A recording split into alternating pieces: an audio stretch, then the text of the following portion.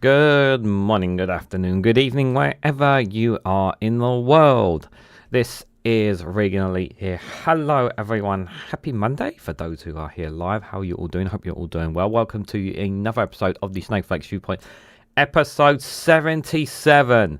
We are 23 episodes now, 23 Mondays away from 100 episodes of the Snowflake livestream. Whoa! Getting there.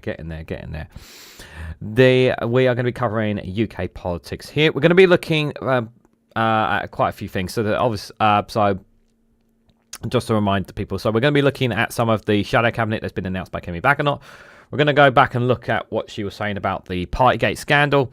We'll also be looking at apparently rape jokes that she made. That'll be interesting. University tuition fees are to increase in England. Nigel Farage claims he can help Keir Starmer build bridges with Trump. And mothers are challenging the government over the two-child benefit cap. And if we have time, Britain will work with European prosecutors to jail smuggling people. That last one is from The Times. For funny videos, guys, I've got two of the great Janie Goody funny videos for us today, guys, because I want to do some throwbacks to some of her videos, guys, and I really think it's it'd be a really nice thing to do for her. So the date and time of this live stream is the 4th of November 2024, 8 p.m. UK time. We are live streaming on youtube.com/ReganElite and on twitch.tv/ReganElite1 as well. So don't be afraid to say hello in the Twitch chat as well. I don't bite there, but all the noise is coming from YouTube. But let's see who we got here in the chat. Billy Kershaw is here. Good evening, Badgers. Good evening, Billy. Good to see you there. I hope you're doing well. One Angry Pagan, good to see you, buddy. Hope you're doing well. Just a reminder, myself and One Angry Pagan will be chatting this Thursday. We'll be doing the talks about what's happened after obviously the election, the US election tomorrow. So we'll be having this, talking about that, and try and dive into it as much as we possibly can. So do join us on Thursday for that. Jao is here. Good to see you, buddy. Hope you're doing well. Billy just reminding us, yes, next week, Thursday, guys, myself, One Angry Pagan, Daily Blase and all shorts for the first round table discussion of news. There'll be plenty to talk about without a shadow of a doubt. Do join us for that. It's going to be really good stuff. I'm really looking forward to that there. Martin Briggs, good to see you, buddy. Hope you're doing well. Mad Monk 33 as well. Good to see you there. Hope you're doing well. Artibus, great to see you there. Hope you're doing well. Steve McMoran, good morning, my friend, over there in New Zealand. How are you? I hope you're doing well as well. As the Kier, good to see you there, buddy. Hope you're doing well. Apologies to my Scottish friends. I had to do extra content today because I've got stuff to do tomorrow.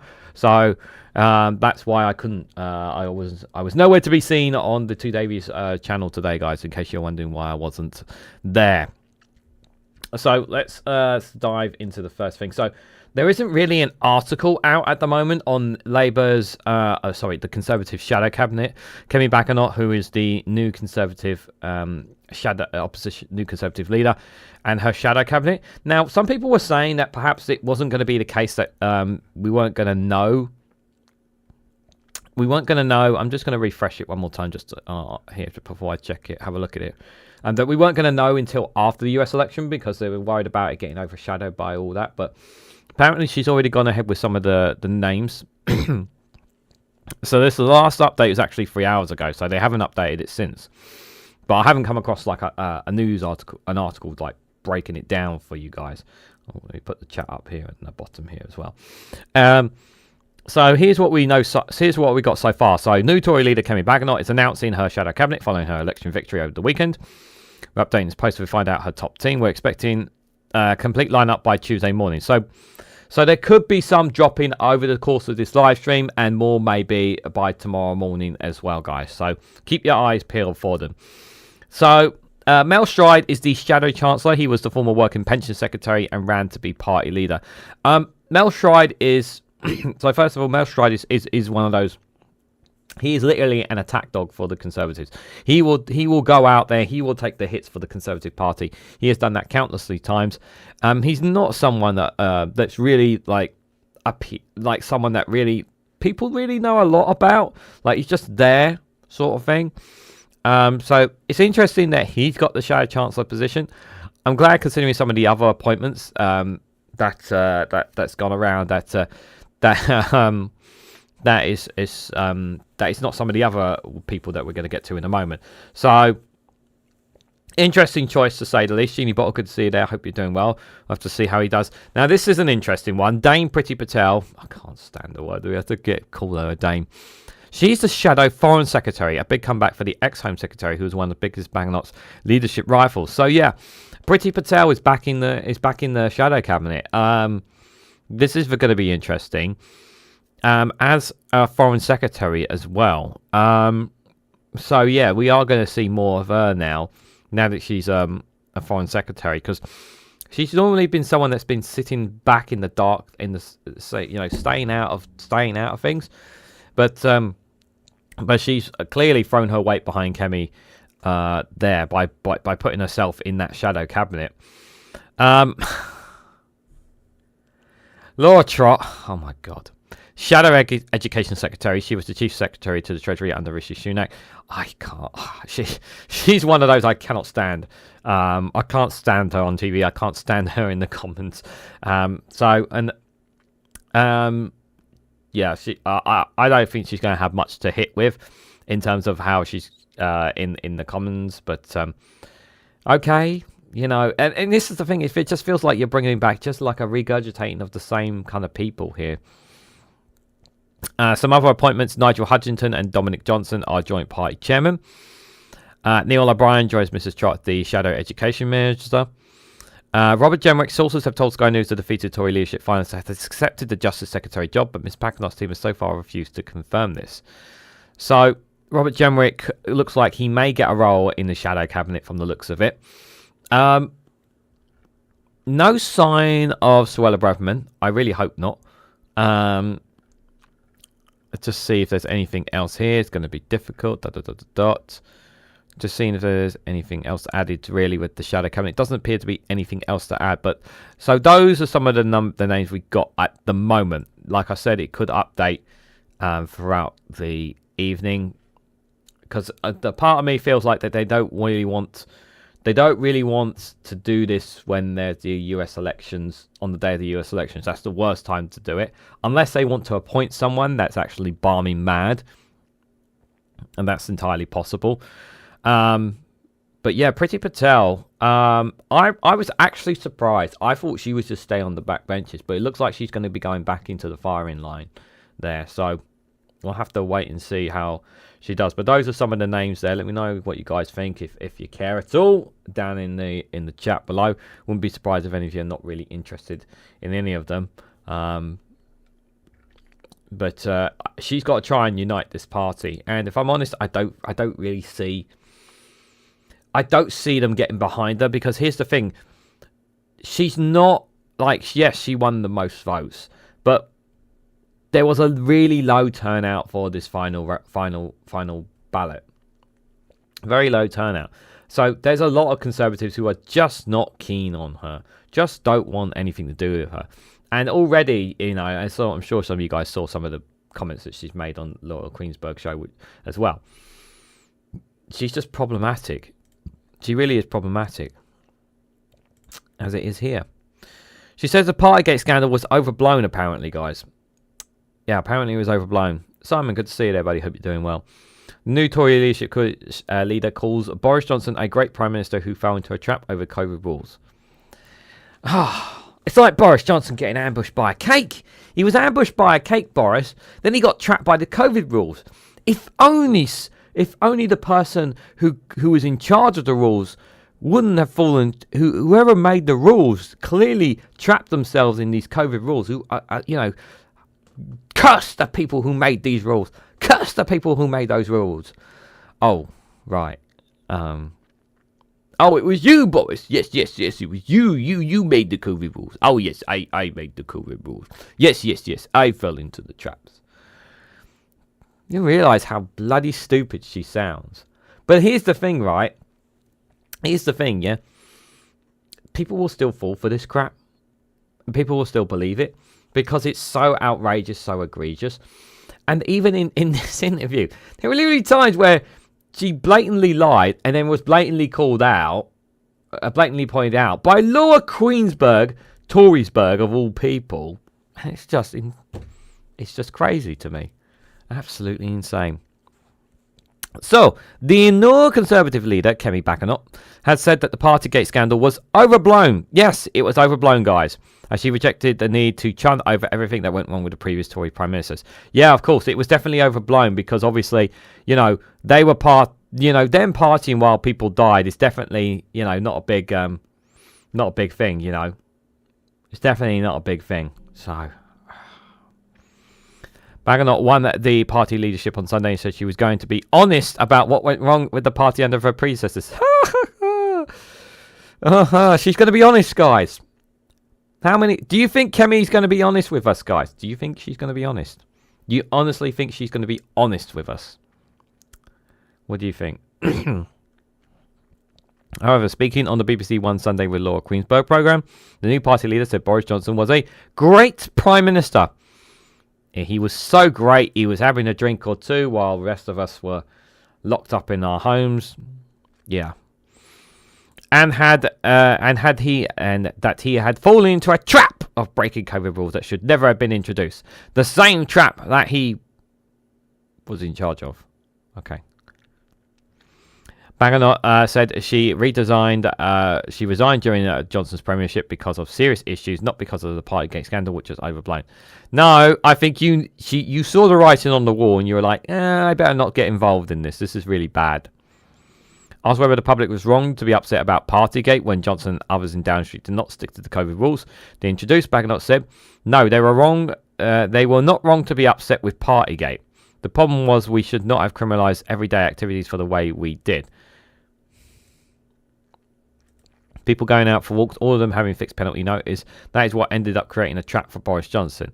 So, what are you trying to say? You're trying to say you're trying to say we shouldn't have had these rules in place so people wouldn't suffer, so more people would have died in that case, yeah? Is that what you're trying to say? They were wrong to be... The thing is that it's just... I don't know why she's trying to say this. Well, I do know why she's trying to say this, but she knows what she's saying is a load of hogwash. We know it's a load of BS. She's like, I'm going to be honest with the public, and here already she's being dishonest. We should not have criminalised everyday activities in the way we did. What you guys should have been done is criminalised the exact same way as the British public were criminalised, for breaking the rules. But that's not what happened, was it? Badenoch acknowledged that Tories' mistakes in government, saying, we need to be honest that we got things wrong. You could start by apologising. You could start with that, but that's a bit too much for Conservatives. What I don't want to do this morning is start listing all the things that we got wrong. Why not? There's plenty of time to do that. What I'm here to do is set out that there's going to be a change under my leadership. So you start off by saying we need to be honest the things we got wrong, but you don't want to point out the things that you got wrong. Not even one example. Okay. Yeah, okay. She said it was unhelpful to churn over every incident that happened in 14 years and there would be a post-mortem on it in time. No. Post-mortem, you mean bury it under the bed. Hide it in the closet, yes, and hope that the British public forget about what happened in the last 14 years. That's what you want us to do.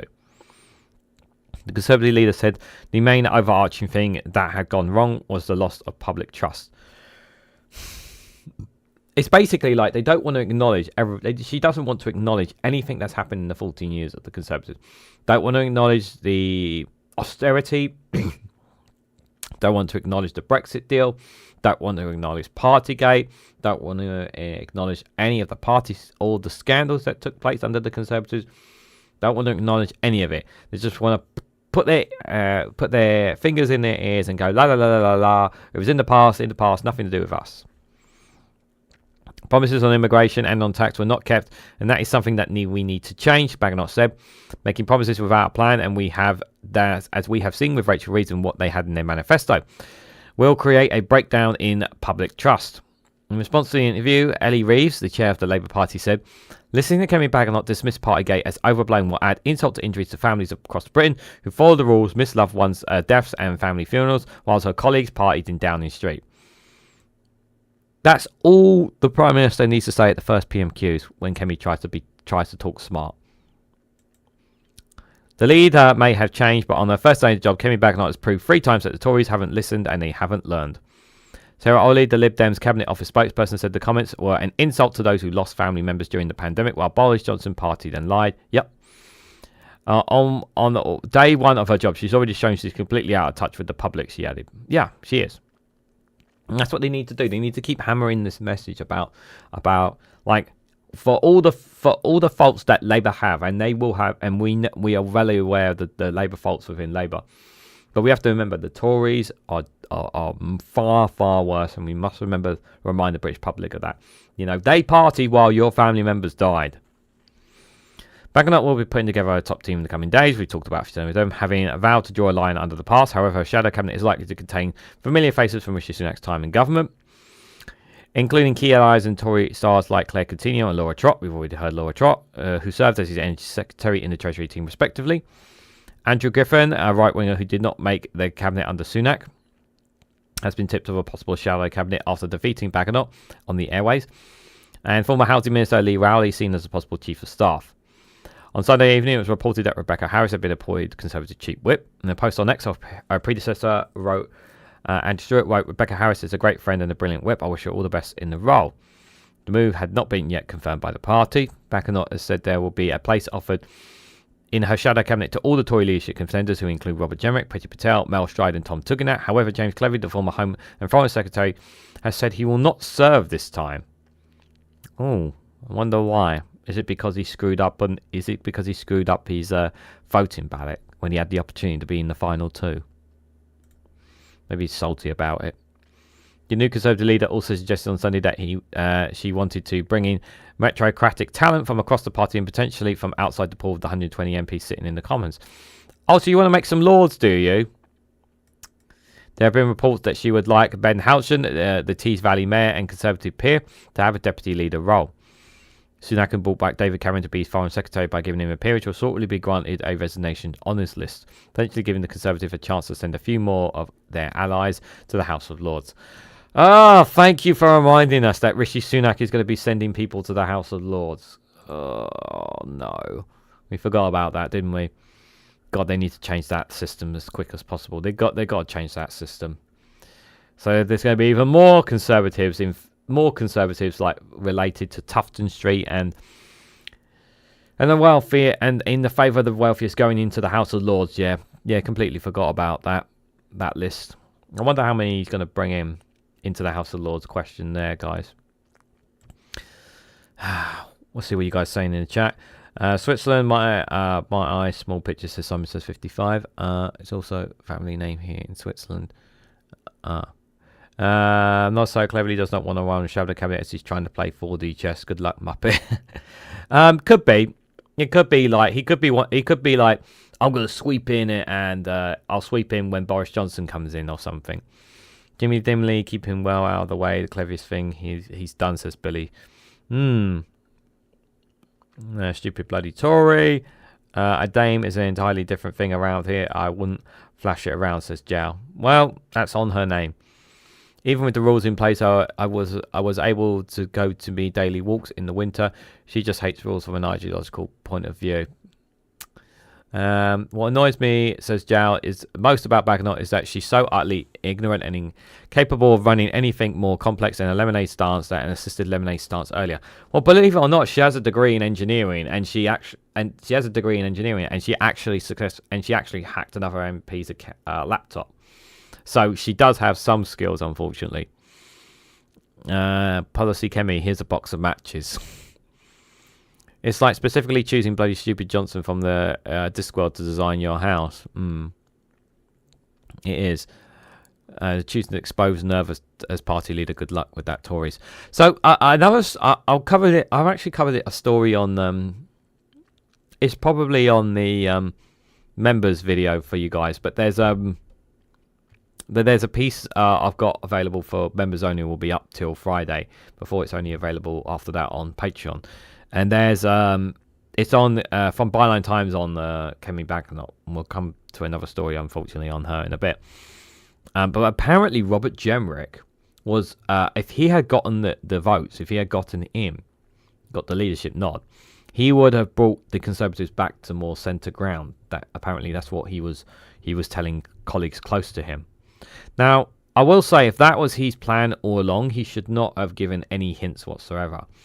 Because the moment you give that any indication that you intend to bring it back to centre ground, well, you know,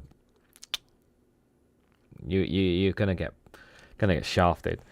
I mean, Tom Tugendhat was, you know, they knew Tom was a centre ground guy anyway, so he was never gonna get that position, even if he tried hard to show that I'm actually like you guys. I'm like the rest of you guys on the right. No, you're not. You're not that extreme. So this one from The Independent, the Kemi Badenoch made a rape joke on social media in an unearthed post. The new Tory leader has been condemned over the resurfaced post from 2008. I'll just read a bit more into it before I comment on it. So the newly elected leader, Kemi Badenoch, has been condemned over an unearthed image that shows her making a joke about rape on her personal Facebook page. The former Women's and Equality Minister has been criticised by anti-domestic abuse charity Women's Aid, which says it was appalled by the image. And a post on her own page dated from January 2008, which is still visible on her profile as recently as this week. So it's impossible it be taken off. Ms. Badenoch shared an image of Freeman with the caption, "The drum mould beer rape incident."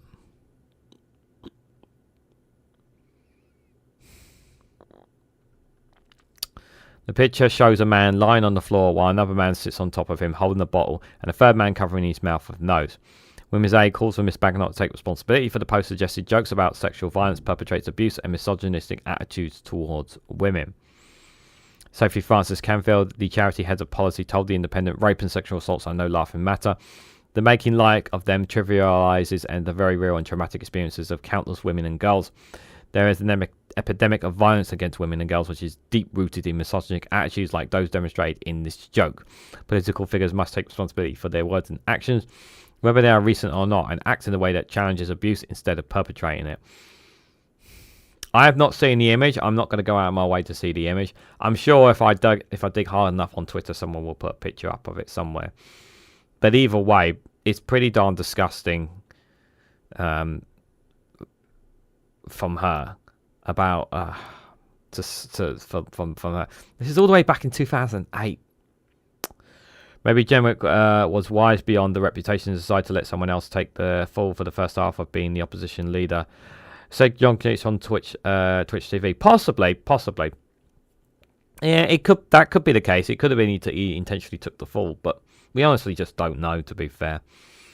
I mean, it's not. It's what's going to happen after she gets kicked. Really, it's like what happens after she's going to get kicked, because we know, like, there is a part of me that feels that she can, depending on how Labour go from here on between now and the next general election. Like, if things don't improve, Kemi has an opportunity to seize some votes. Lib Dems should start leaning on her. Yeah, Lib Dems have been right on the attack on Labour over this budget, and rightfully so. They need to be more aggressive on Labour. They started off well being nicey nice, but now it's like, okay, now you need to start because especially with this the national insurance on employers, which will obviously hit people. So yeah, like Lib Dems need to start upping the ante, shall we say, on Labour. this is, yeah, it's just disgusting, really. The Badenoch campaign said the photo was from the 1990s during Kemi's uni days and had been captured by her friends at the time. Oh, okay. So it's nothing to do with her. She was just caught out in the situation. Okay. The idea that Badenoch has been clear. She believes the sort of offensive, archaeological, and has no place in political debate. While the photograph appears to have been taken years earlier, the image and its caption was shared on Facebook by Miss Badenoch on the 26th of January 2008, when the now Tory leader would have been in her late 20s. Yeah, so she still knew what she was doing. Like, she could have just deleted the post and just said, and actually, you know what? Instead of actually, you know, them trying to defend her, she could literally just come out with a tweet or comment on it and just put it to bed herself. But nope. Ms. Badenoch was announced new leader coach Saturday morning. Her beat a rival Robert Jemmett by 10,000 votes. We know about that. Expecting a cabinet. Yep, shadow cabinet. But yeah, I just wanted to talk a bit about that joke. I was actually going to do it as a video, but then I realised if I gave that headline in the first 10 seconds of the video, I would have got demonetized. So yeah, I couldn't cover that as a video, guys, because I did think it would have been an interesting video to put out, because yeah, it would cause a lot of might get a bit of attention. But yeah, pretty disgusting comments, to say the least. She has the political acumen of a very small racist pebble. She's not going to seize the free balls coming her way. Well, the thing is about Kemi, right? Whatever you might think of her intelligence, whatever you might think of how she will do, she will hide behind the fact that she's a woman and she's a person of color. She will use that as a shield to protect herself from certain criticisms. Because I strongly believe she will use her ethnicity and the fact that she's a woman to defend herself against certain attacks that come at her. I really do. She also has the benefit of being a mother as well, so she also has that in her. That might help her as well in her ongoing attack in this battle. But I just, at the moment, I cannot see the Conservative Party uniting behind her. But we'll have to wait and see how time goes, because yeah, the Conservatives are all over the place. But I hope it rumbles on and on and on. The infighting. I really hope there is infighting, and it keeps getting leaked out. The China show flagged it up in late September, October. I feel like treating less important. Dining help out. The UK was still technically inside the EU when it came to medical and medicines when Boris came out. Vaccines. Still second Westminster, biggest party at the moment. Disagrees with me, but I just do not consider the Tories to be of much, if anything, important at the moment. Yeah, I can understand that. I understand that feeling that the Tories are not something that we can like taking them seriously right now. Pagan, I get that. But the problem is that they are the official opposition. If it was the Lib Dems that was opposition and the Conservatives, this probably would not been as big of a deal, maybe. But they are the official opposition, whether we like it or not. Billy Kershaw says, I'll give her 6 months as leader, which on reflection seems widely exaggerated. We'll see how she does after 3 months. Unfortunately, guys, I have to say, I will not be live streaming the first Prime Minister's questions between her and Keir Starmer. I cannot, because I've got relatives coming on Saturday exactly at that time. So I cannot live stream PMQs, which I really wanted to do because it's the first one between those two. But I might do like a premiere video or something, or watch along or something of it another time, maybe during the week, just to watch back on it with you guys. Maybe. Treat them as unimportant as to help the Lib Dems become the second biggest party. Well, the problem is that there's too many people who are still talking about them and putting them on as long as the mainstream media and newspapers are going to keep talking about the Conservatives, that's unlikely to happen. But let's move away from the what was that? We'll move away from the Conservatives. 1, 2, 3, 4, 11. make sure that's on the right one. So this this popped up. I haven't listened to all the questions and whatnot from Parliament. I've only heard one or two. University and tuition fees are to increase in England for the first time in 8 years. Fees have been frozen at the annual level of 9,250 since the 2017-2018 academic year, but the Education Secretary Philip Brimson has now confirmed they will rise from April 2025. This is really, really bad for our education. This is really bad because obviously it's bad enough for universities already when they are struggling to get in students from abroad, because that's where a lot of their money comes from. Since Brexit, they don't have the European students. They still do have some, but they just don't have as many coming in as like they used to. No, I really wanted to do Prime Minister's questions, guys. The problem is, sorry, going off topic, guys. It wasn't my decision that they're coming at that time, so that's the only reason. But because this is the first PMQs between the two, I really wanted to do this one. Like, I don't mind skipping them, but I really wanted to do this one because it was the first encounter of the two. But it just, yeah, it's just annoying timing, unfortunately. Anyways, back to this. So,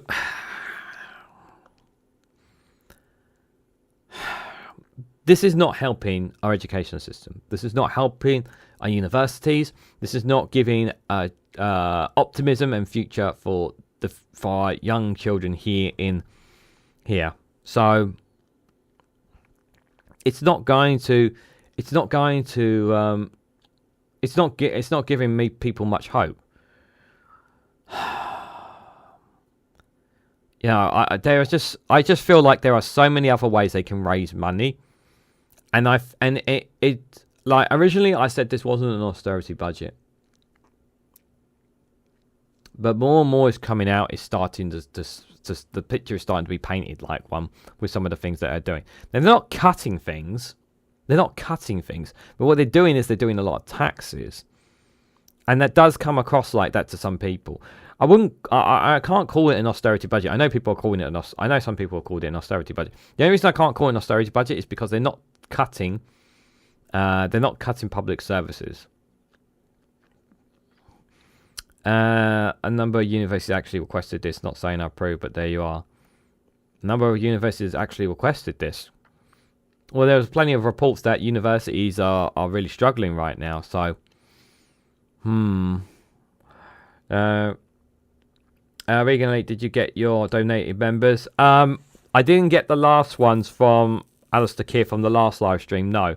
I don't know if anybody... I don't know if I don't, correct me if I'm wrong, but I don't remember. I don't know if I got any on yesterday on Sunday premiere video because I was away. Yeah, I need more evidence basically. So I need more evidence before I can throw it at YouTube, because I'm starting to take notes of every time anyone does any memberships and they don't process, so I can put it on my notes. It's still not an austerity budget. Yeah, I get that. The problem is that this massive national insurance employers hike is really painful for businesses. When they say they're going to be a party of business, it certainly doesn't feel like that from that. What are the odds of Kemi acting like a grown-up politician in PMQs instead of going for the cheap sound bites? That's going to be tough to call. I think there are times where she will go for the cheap sound bites, but there may be times where she will apply common sense as well. Windfall tax, not my king. Yeah, I wanted to cover that story, Billy, but I couldn't find the article to it, unfortunately. Couldn't find the article to it. 1 second, guys. Yeah, it's clearly not going through. Yeah. Well, we'll see how this goes, obviously, but understandably, it doesn't look very good on paper, to be fair. University tuition fees in England will increase for the first time in 8 years, the Education Secretary has announced. Fees have been frozen at the annual level of 9,250 since the 2017-2018 academic year. The Education Secretary, Philip Brimson, said the maximum cap will now rise in line with inflation from April 2025. She's already fumbled the free ball of distancing herself from Partygate, says Yonich there. Yeah, she has already done that, yeah. That will increase the cost of tuition fees from to £9,535 next year, a rise of £285. Ms Phillipson also announced a rise in maximum maintenance loans, so they will now increase in line with inflation, giving an increase of £414 a year to help students with the living cost. There we go. Oh, hold on, give me that screen. I want to screenshot that for evidence, because that's proof right there. It's not worked. Sorry, 1 second, guys. I need this because this is evidence that I can show to YouTube to show it's not working. Thanks for the 5 gifted memberships, Alistair. But yeah, it's definitely not working. But if you want to drop any super chats, you're more than welcome to, guys. Ms Phillipson also announced a rise in maximum maintenance loans, so they will now increase in line with inflation, giving an increase of £414 a year to help with students with living costs. I already said that, didn't I? Sorry. The Education Secretary tried to ward off any panic from students. As she said, I want to reassure students already at universities, when you start repaying your loan, you will not see your higher monthly repayments as a result of these charges to fees and maintenance loans. That's because student loans are not like consumer loans. Monthly repayments depend on earnings and not simply the amount that borrowed on interest rates. And at the end of any long term, any outstanding loan balance, including interest built, they will be written off. She said the decision has not been easy, but added it is no use keeping tuition fees down from future students if the universities are not there for them to attend, nor if students can afford to support themselves while they study. The Keir Starmer has pledged to abolish tuition fees when he stood to be Labour leader in 2020. However, the Prime Minister has rolled back on the promise early last year, saying it was no longer affordable because of the different financial situations the country was in, and he was choosing to prioritise the NHS. He said Labour will set out a fair solution for students if they won the election, which they did with a landslide in July. This change comes as universities have been dealing with a funding crisis, largely driven by huge drops in overseas students. Rules brought in by Rishi Sunak's government made it harder for international students who pay higher fees than British ones to bring families with them to the UK. Universities have been pledging for more investment, but Ms Phillipson said recent institutes should seek to manage their own budgets before holding a bailout from the taxpayer. While she was in opposition, she also touted the idea of reducing the monthly repayments for every single graduate by changing how the loans is paid back. Writing in the Times in June 2023, she said, "We work in the present system gives scope for a month-on-month tax cuts for graduates, putting money back in people's pockets when they need it, when they most need it." However, the idea did not make it into Labour's 2024 manifesto, which only says that the current higher education funding settlement does not work for the taxpayers, university staff or students. Labour will act to create a secure future for higher education and the opportunities it creates across the UK. Independent MP Zara Salter, who lost the Labour whip after rebelling over the two-child benefit cap, called the latest development wrong. "It's time to abolish tuition fees and cancel student debt because on education is a public good, not a commodity," she posted on X. Money-saving expert Martin Lewis earlier explained how higher fees will not necessarily lead to students facing higher yearly repayments, as that solely depends on what you earn, not what you borrow. In a thread on X, he said that a more damaging policy was the Tories' decision last year to drop the salary threshold at which repayments must be made from $27,000 to $25,000, and the increase that time to clear the loan is written off from 30 to 40 years. He said increasing in tuition fees will only see those who clear the loan in the full over the 40 years pay more. That is generally mid-high to higher earners, university leavers only.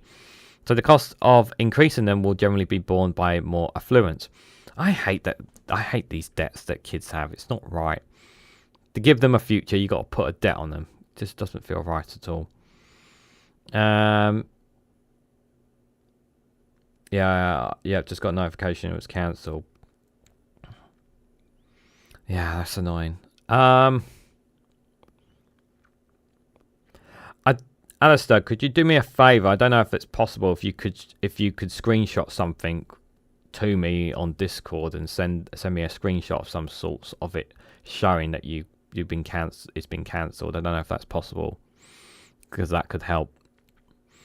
University fees of £1,000 per year were introduced by the Labour government in 1998, going up to £3,000 in 2006. Coalition government then trebled the amount to £9,000 in 2012, sparking a huge backlash, particularly against the Lib Dems, who have vowed to scrap fees in the 2010 general election campaign.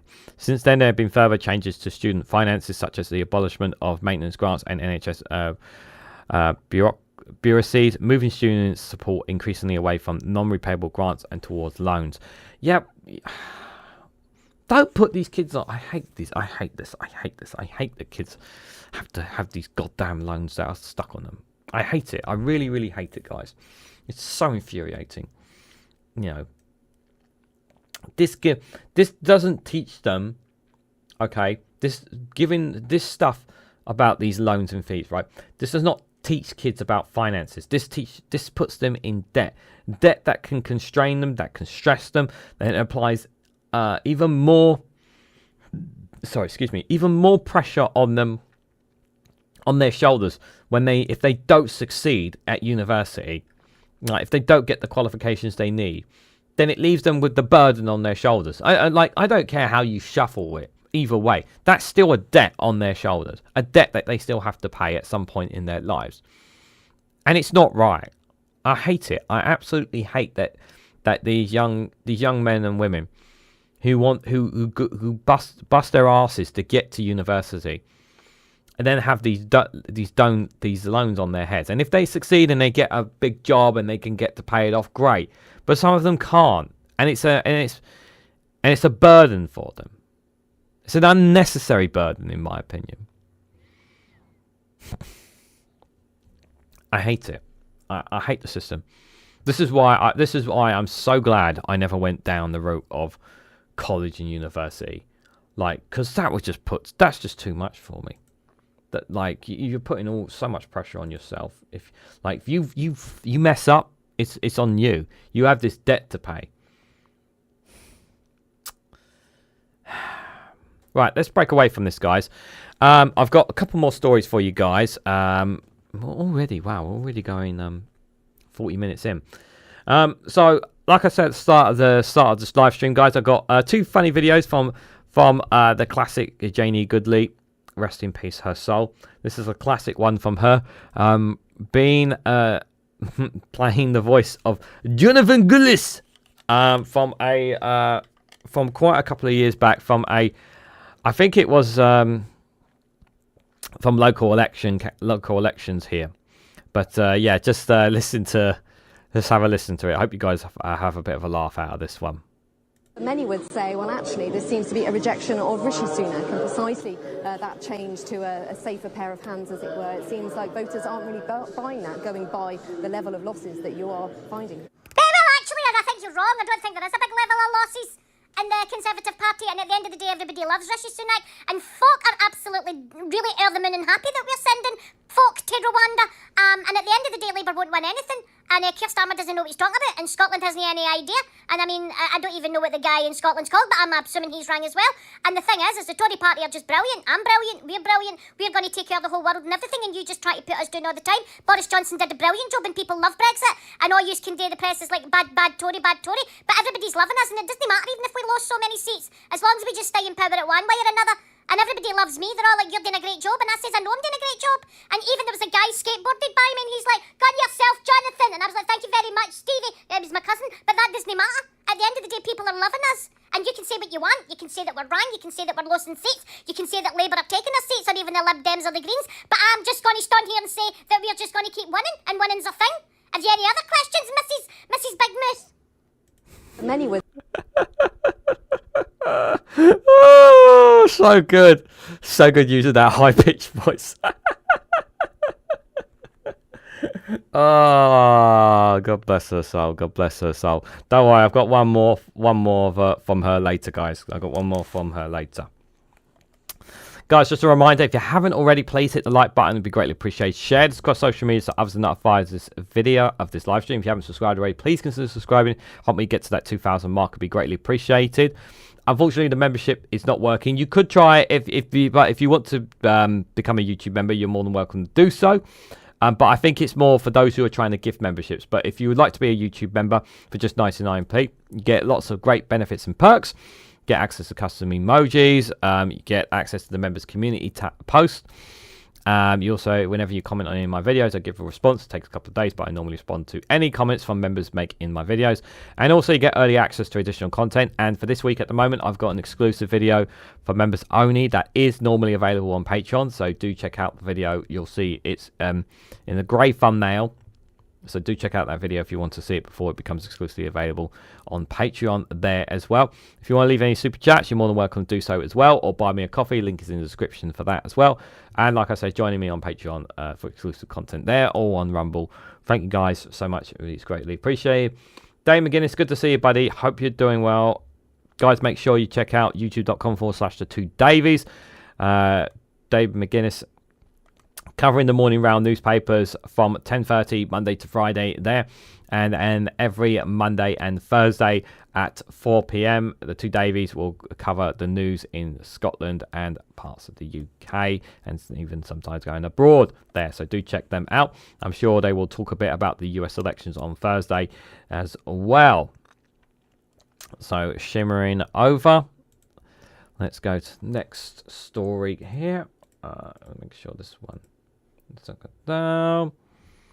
Hold on a second. Let's see some people. No, not information on count. Okay, no worries. Thanks for that. It's all right. It's fine. I've still got enough. I'm building up stuff anyway, and then I'll just send it all in one email to them. Right. So this next one I got for you guys is exclusive from the Eye. So Nigel Farage says, "I can help you, Keir Starmer, build bridges with Trump." A row over Labour staffers campaigning for Kamala Harris in the US battleground states led to the former president claiming the UK was interfering in the presidential race.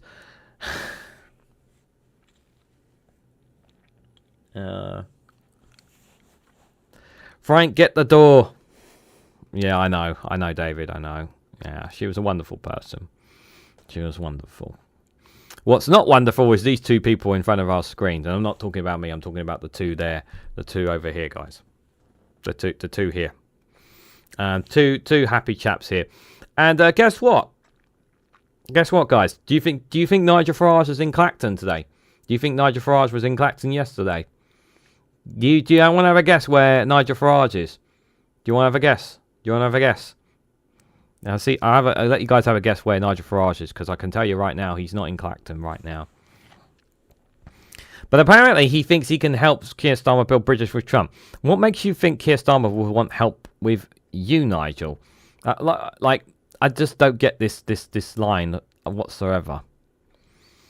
So, Nigel Farage has offered to help Sir Keir Starmer mend relations with Donald Trump should the businessman win the US presidential election following the row over Labour's party volunteer campaign for the Democratic candidate Kamala Harris. In an interview with the Eye, the leader of Reform UK and the MP for Clacton said he would put party politics aside and offer the Prime Minister he's helping bringing the former President Trump back on friendly terms with the UK government. Now, correct me if I'm wrong, guys, but hasn't Nigel Farage didn't the last time he go to the US because of Trump getting shot? Didn't he not? He didn't get an audience with him, did he? He never got to see the Orange Man. It's almost as if the Orange Man was like, Nigel Farage is here, Mr. Trump. Who? Who's Nigel? I don't know that guy. Sorry, sir, you can't come in. I'm his friend. Well, he doesn't know who you are. He doesn't know who you are, sir. Maduro in the USA. Yeah, he's in America. He tweeted he was in America. Yeah. Ginger Island. No, but I do know someone who's heading there. And I wonder if my wooden plank is still out there.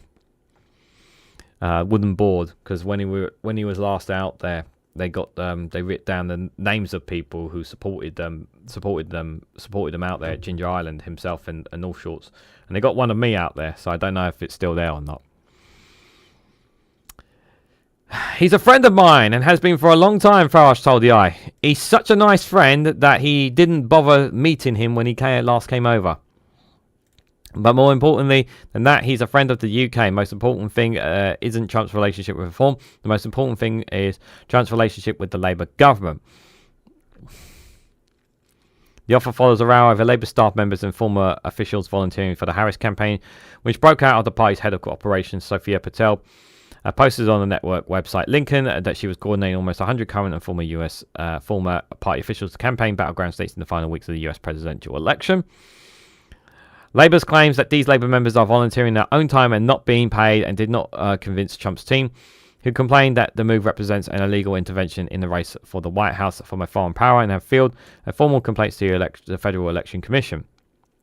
A statement on Trump.com claimed that the far-left Labour have inspired Kamala's dangerous liberal policies and rhetoric.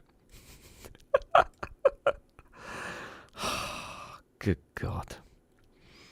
However, Mr. Farage believes that should the Republican presidential candidate return to the White House in January, he would eventually forgive the Labour Party for the volunteer campaign from his opponents, as well as historic verbal attacks made on Trump by senior Labour figures, including Foreign Secretary David Lammy and Mayor of London Sadiq Khan.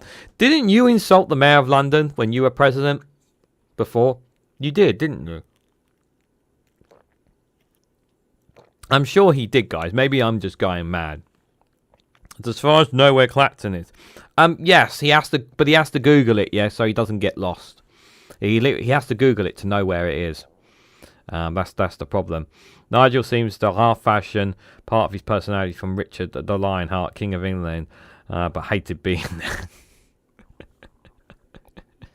Yeah, seems that way. On the tension between Trump and Starmer, Farage added it's going to be difficult for a period, but Trump doesn't actually pose a bit more forgiveness than people realise. Trump, forgiving? I mean, let's face it, J.D. Vance, Trump's running mate, is never a Trumpeteer. Ted Cruz smashed him at the 2016 convention, but Trump went out and campaigned for him in the midterms. So it won't be an overnight love affair. It will take time. Perhaps it will take a degree of humility from the British government.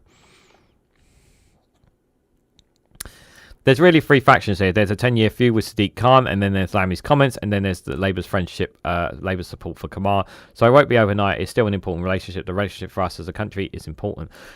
Man, this guy talks like he thinks he's the man. He's the middleman for all of this. He really is not. He really is not. Yeah, Trump's famously forgiving. Yeah, he sure is. In June 2019, the then President Trump called the London mayor a stone-cold loser who should focus on crimes in London. Yeah, because, you know, we should definitely forgive Trump for that, you know, calling the mayor of London a stone-cold loser. The attack came after comments from Khan in which he attacked Trump ahead of his 3-day state visit to the UK, saying the government should not be rolling out the red carpet for the president. And I agree, we should not have been rolling out the president for the red carpet for him. In an article for the Times Magazine in 2018 titled, I'm a British lawmaker, here's why I'm protesting Trump's visit to the UK, Mr. Lammy referred to Mr. Trump as a woman-hating neo-Nazi sympathetic psychopath. I don't see anything wrong with this comment by David Lammy. Seems perfectly reasonable to me. I don't see anything wrong with that comment. I think it's very honest. Just don't see anything wrong with that. Mr. Lammy went on to argue that Trump is also a profound threat to the international order that has been the foundation of Western progress for so long. Again, don't have any issue with this comment either. Since then, however, Lammy's been a key in rebuilding relations between Labour and the Trump camp and has built a relationship with Vance. Despite a long history of rows between Trump and the Labour Party, Mr. Farage believes he could help heal the rift. No, you cannot. There are things more important than party politics like NATO, the defence, like intelligence sharing, like trade. The Reform leader says things in our national interest. They don't need you to do any of this. You just sit on the sidelines. You just sit on the sidelines and just, you know, stay out the way. What's next? Oh, can you give me a role in the Labour government so I can help you guys out? I'll switch to your party. He added, if I was able to smooth relations between the Trump administration and the British Labour government, I would do so. No, you wouldn't. You most certainly would not. If I'm able in any way to help smooth the path between Labour figures who have been hostile to him and Trump, I would do that because it's the right thing to do. Before becoming an MP in July's general election, Farage had been linked to a key role in a second Trump administration with some suggestions he could be made the UK ambassador in London. No!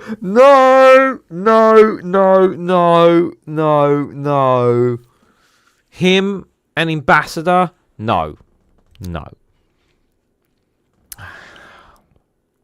Asked if he could play a role in Trump. If Trump wins the presidential race, He said he'd make a commitment to being an MP and will stick to that commitment. Yeah, he sticks so much to that commitment of being an MP that he's out there in America right now. Farage also dropped a heavy hint that he will be by Trump's side in Florida's on election night on Tuesday, and giving it some hard thought, he said. Starmer and his team have made efforts to reach out to the Trump camp, and the two then held their first meetings in New York in September when the Prime Minister was attending the UN General Assembly, enjoying a 2-hour meal together. The ex-president described Starmer as popular, and allies said the meetings was positive and constructive. Nami has also known J.D. Vance, the Republican vice presidential candidate, for a long time, and was looking to emphasize that he can deal with the winner of the election, whoever they are.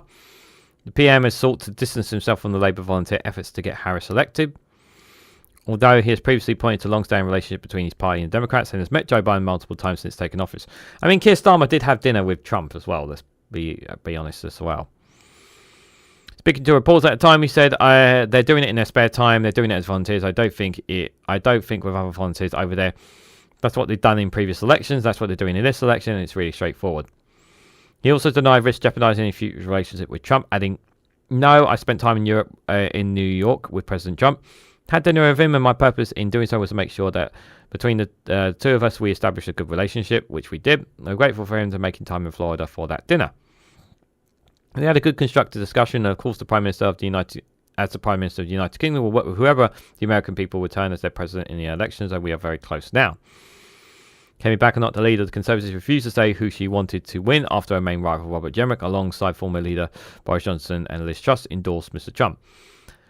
Sometimes the best thing to say is nothing at all. This is actually the first time where she's actually decided, you know what, I'm just going to wait and see the outcome instead of saying something fucking stupid. That's the first smart thing she's done since we've become leader. Spokeswoman for the Labour Party says, as Keir Starmer has said, the special relationship between the US and the UK is stronger than ever. The Labour government will work with whoever the American people decide to vote for in this week's election. There is no doubt that the special relationship shall continue and go from strength to strength, and the UK and US government will continue to work closely together.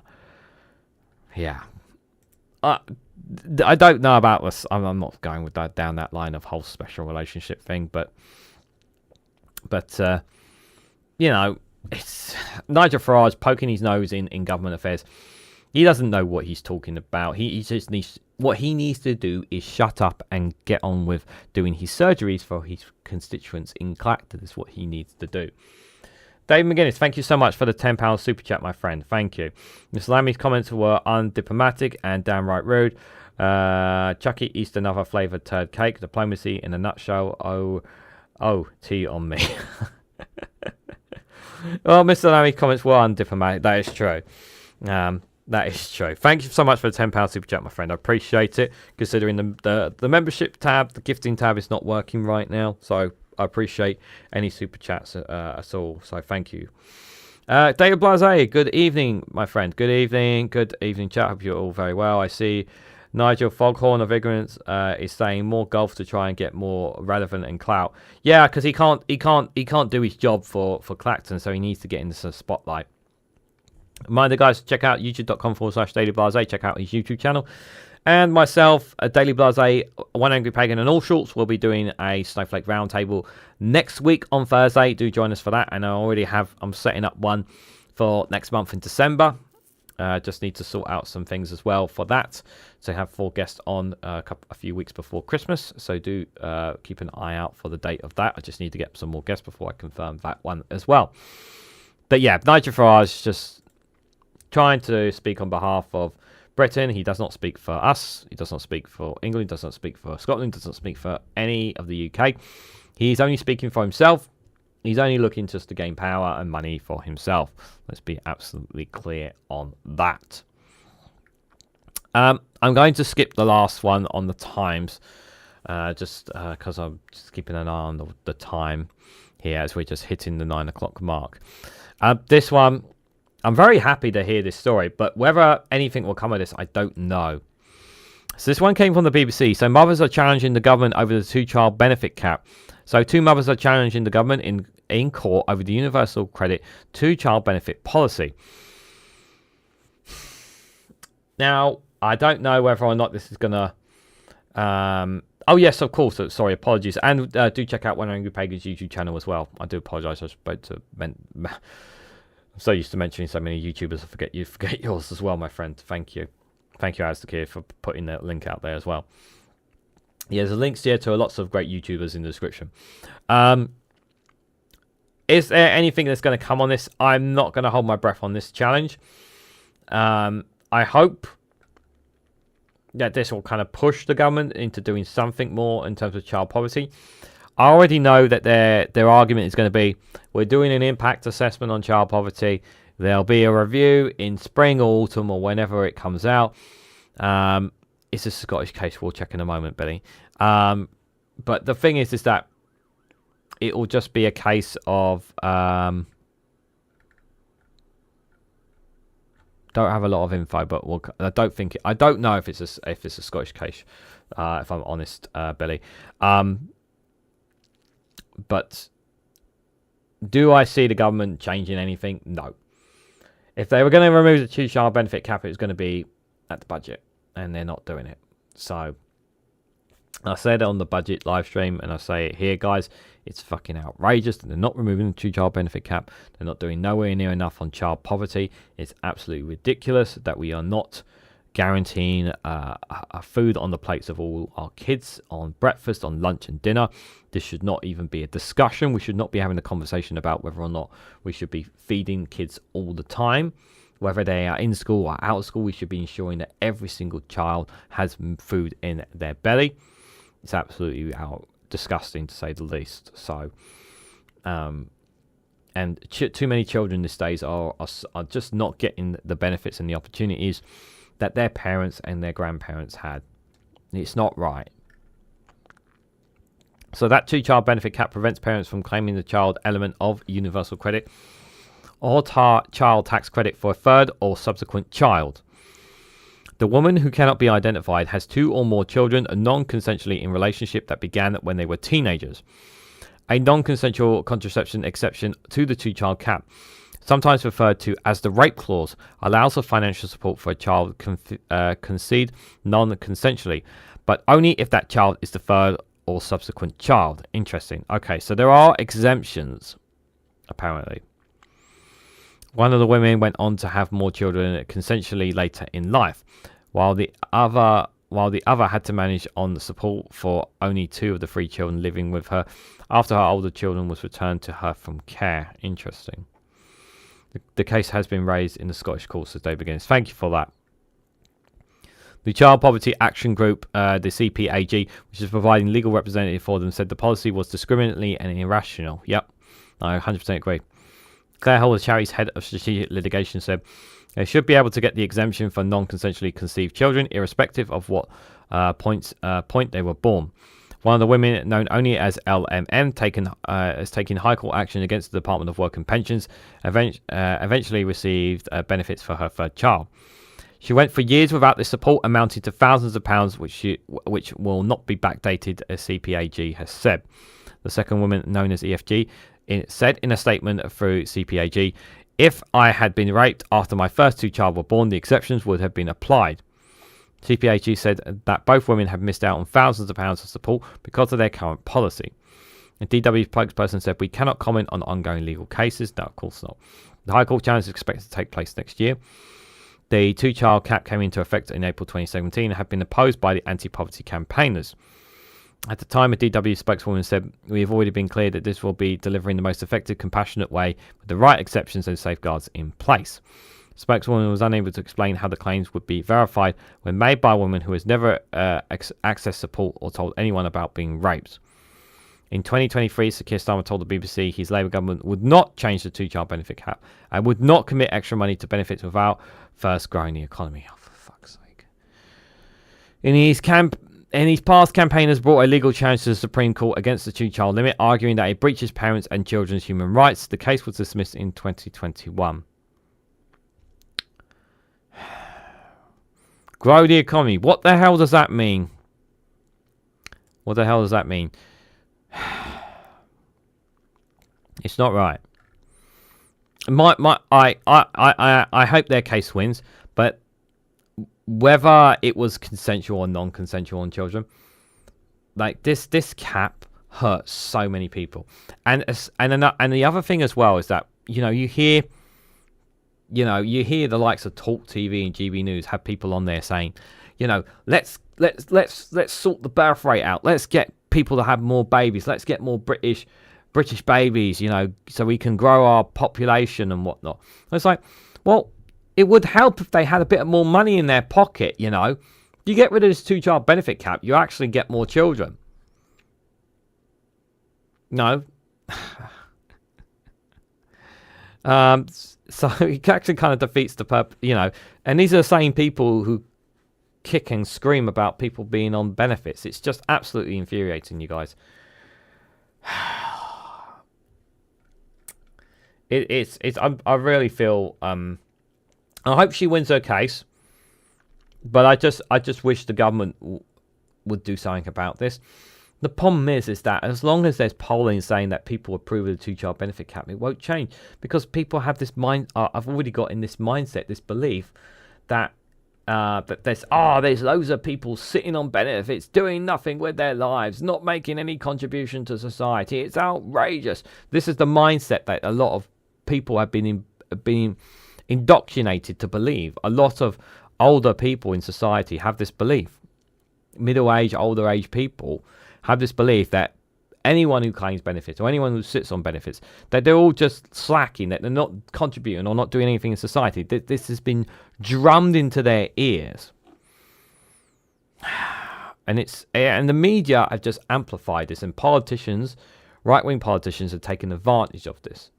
And we always have this perception of rather than consistently looking at millionaires and billionaires, the wealthiest in society, who are holding the majority of money, we're consistently attacking people on boats, people who are struggling to get by, people who cannot afford to feed themselves. Literally people on pensions who are literally who remembers the story about the pensioner who gets on a bus, spends all day on a bus because they can't heat their home. I think there was one story once about Kemi Badenoch, or somebody from the Conservative or right wing saying about taking away the freedom pass from elderly people. Like, how fucking insane is that? Like, everything is someone else's fault. It's never the richest. It's never the wealthy. It's not the people who hold all the cards. It's always the other poor people. It's not you. It's always someone else.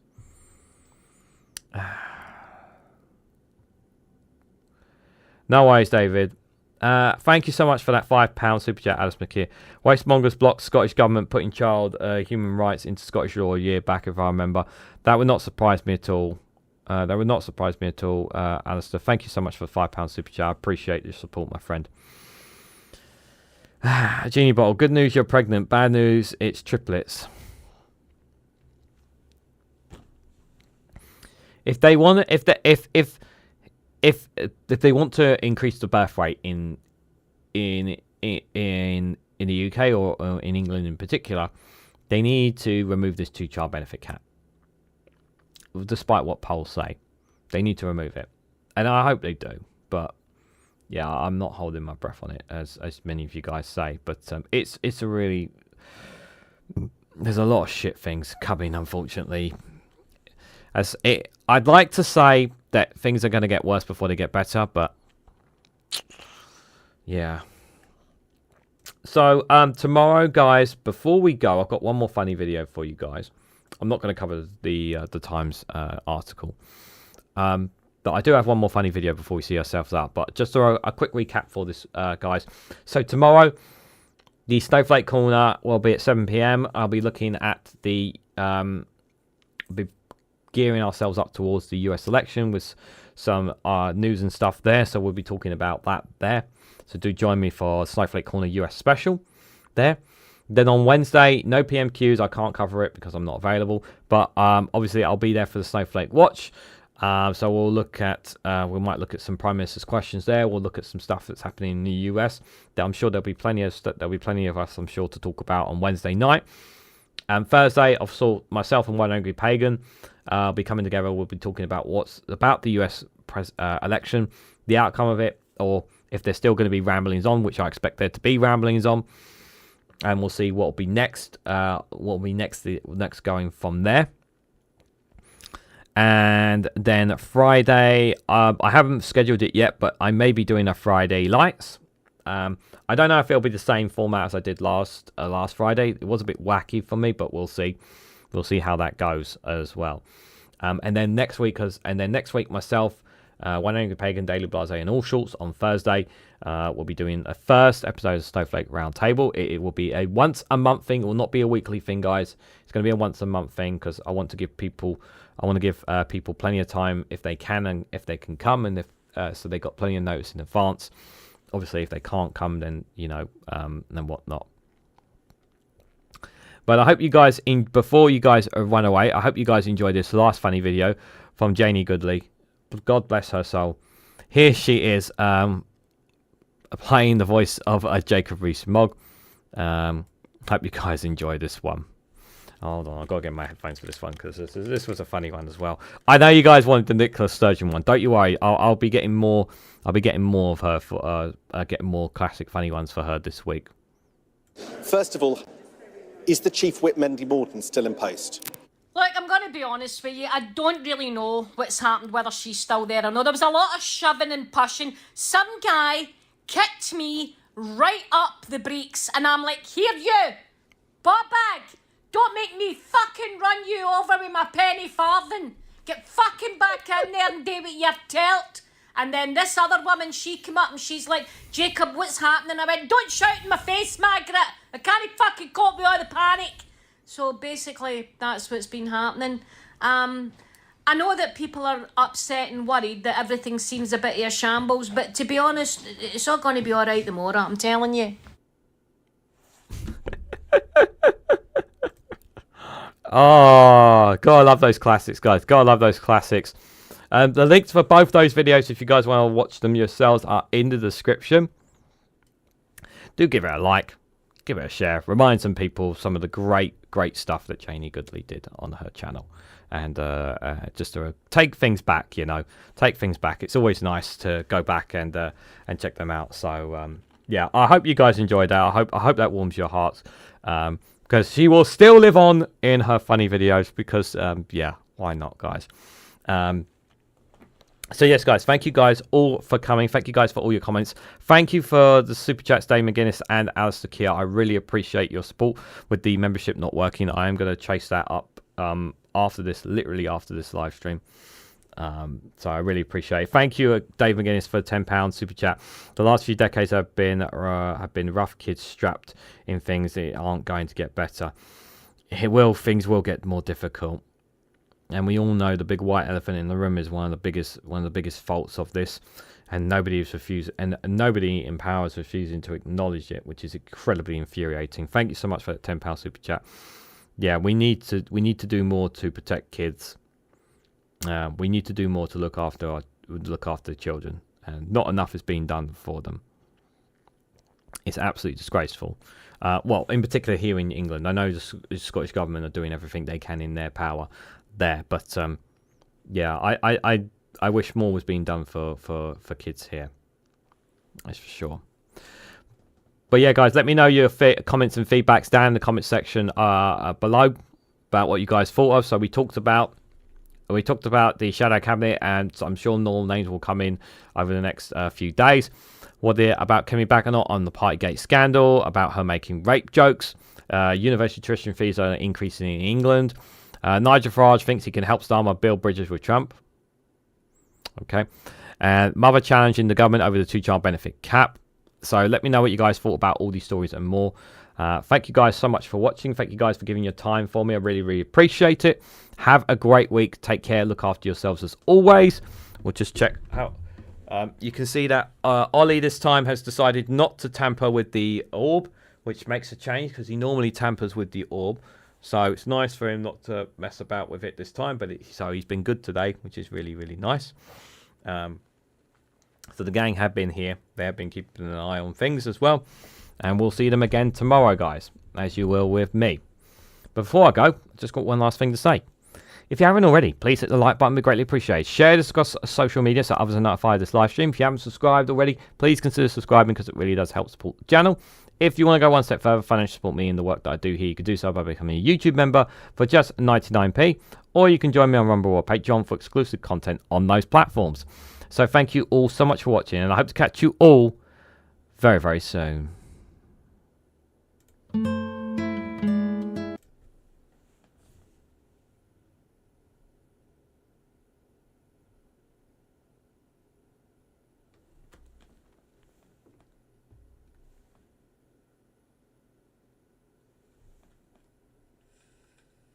Oh.